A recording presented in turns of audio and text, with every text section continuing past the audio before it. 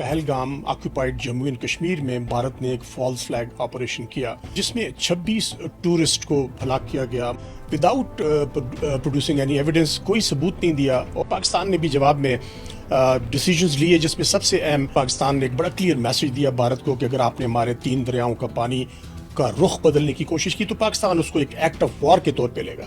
फिर एक बहुत ही हर्टिंग डिसीजन लिया पाकिस्तान ने, अपना एयर स्पेस इंडिया की जो एयरलाइंस है उनके लिए बंद कर दिया।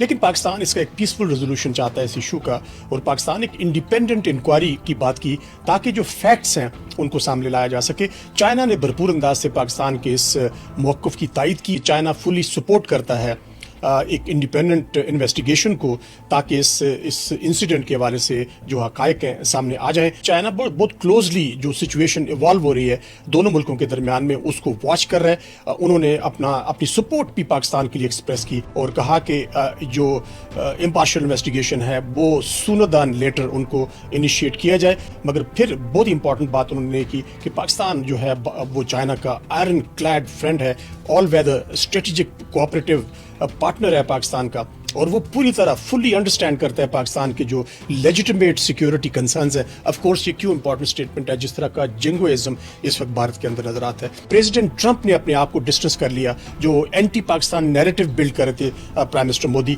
उन्होंने कहा कि दोनों मुल्क जो है आपस में इस इशू को रिजॉल्व कर सकते हैं, और कश्मीर के बारे में कहा कि वो एक बहुत ही पुराना आउटस्टैंडिंग अनरिजॉल्व इशू है, डिस्प्यूट है दोनों के दरमियान में।